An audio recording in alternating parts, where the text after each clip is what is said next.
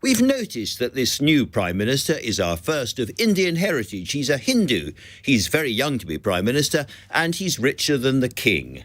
But what is Rishi Sunak actually going to do? Over the course of the day, we've had some broad hints, so let me try a little light decoding.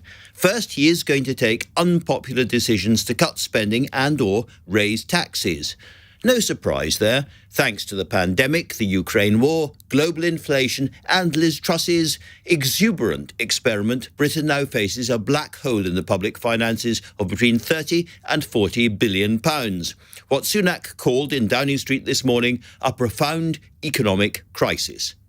He spoke frankly of his predecessor's mistakes, while saying he admired her restlessness. Good word, restlessness. I think it's our new Prime Minister's euphemism for mad as a box of frogs. He'd been chosen to fix the mistakes the frogs had made, which meant difficult decisions. Question is, Rishi, which decisions? As we heard on yesterday's show, he's a spreadsheet kind of guy, but he also knows that his maximum personal popularity happened when he splashed public money during the pandemic. And out today, outside Number 10, he was very keen to remind us of that. We'd seen him, he said, during COVID, doing everything I could to protect people and businesses, adding, I promise you this, I will bring that same compassion to the challenges we face today. Now, if that means anything, and I devoutly hope it does, it suggests he will not be making cuts at the expense of the poorest. So perhaps he will be uprating benefits in line with inflation.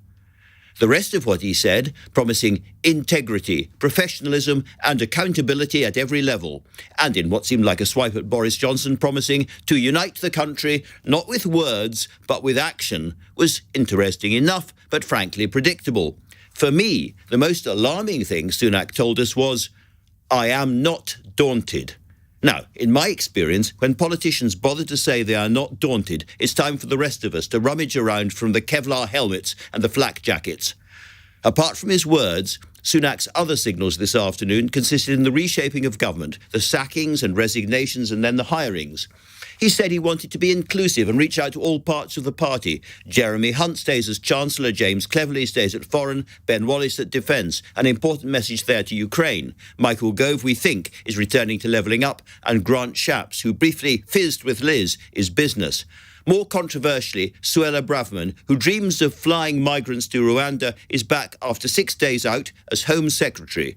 But with the departure of Jacob Rees-Mogg and Brandon Lewis, Kit Malthouse and Chloe Smith and Wendy Morton, it looks like a pretty dramatic clear-out of backers of both Truss and Johnson.